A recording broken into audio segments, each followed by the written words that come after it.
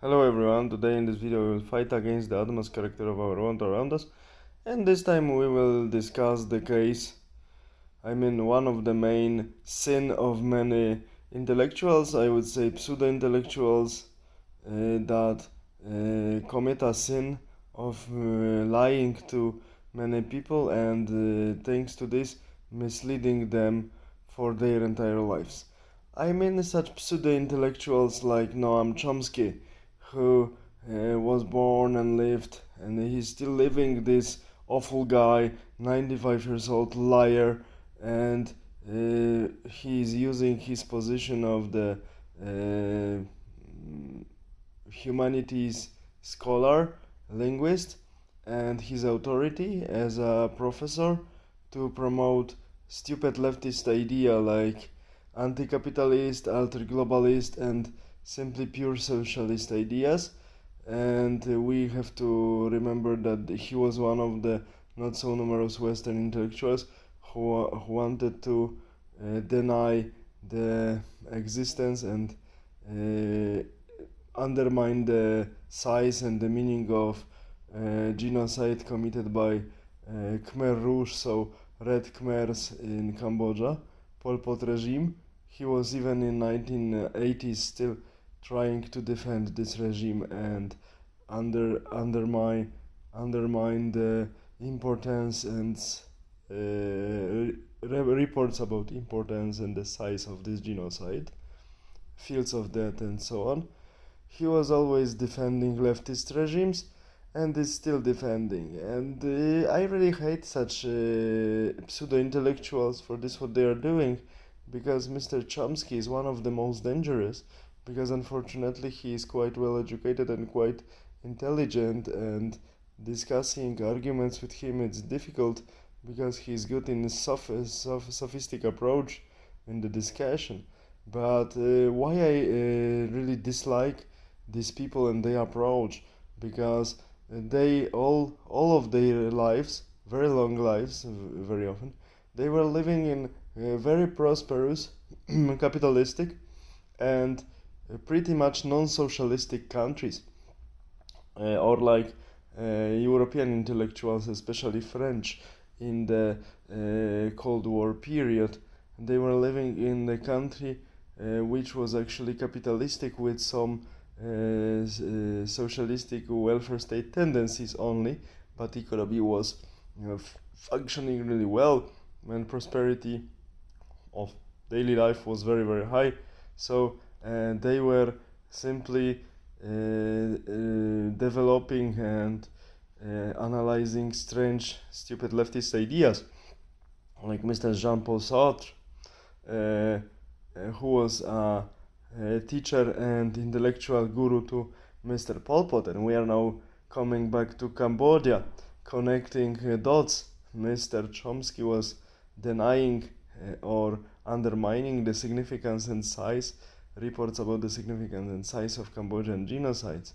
And Mr. Jean-Paul Sartre was the intellectual father of this genocide, because Mr. Pol Pot was his pupil. Yeah, initially he was studying electrical engineering in Paris, Mr. Pol Pot, but he was too stupid and he was fired from the studies. So he went into political philosophy and political discourses together with Jean-Paul Sartre. And after he returned to Cambodia and gained power, we know what happened. 1/4 of citizens of Cambodia died, were exterminated, and the only explanation, Mr. Pol Pot, who died peacefully in the very comfortable home arrest with the nice view through the window, because at the end of his life he had problems with walking. Mr. Pol Pot just excused himself, saying that he wanted to avoid Vietnamization of Cambodia. There was no threat of Vietnamization, and he wanted simply to improve the world we live in. And he is an idealist, so we shouldn't blame him. He tried his best. Okay, so we see that this is typical Hegelian approach, that if facts are against my theory, then facts are really poor and it's really bad for the facts if they are against my theories. I just teach here and there. Yeah, but thanks to this approach, millions of people were dying and still are dying in the ideological madhouse, in really dystopias that are being introduced here and there around the world.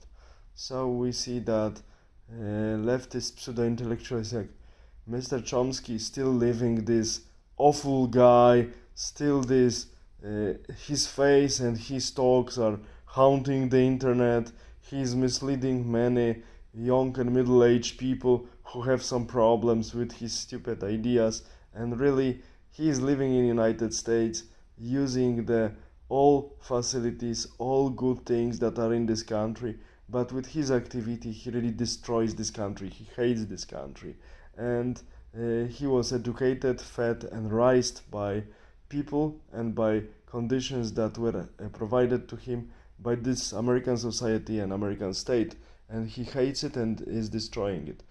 The only thing we can do to fight against it as people who think in a different way is to just demask these people, show their real faces, speak really loudly, because in media we know that there is asymmetry. Our views are really very much silenced, and the views of people like Mr. Jean-Paul Sartre or Noam Chomsky are very much promoted.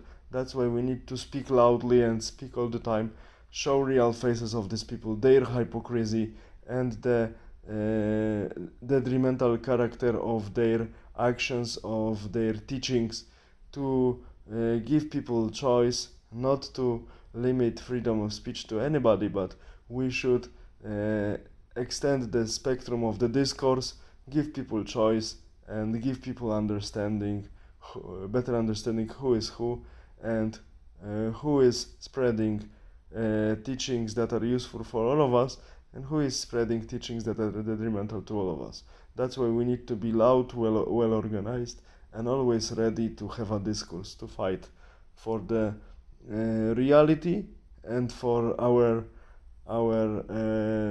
views, and for world based on natural laws, and world connected to reality. All the best, have a nice day, bye.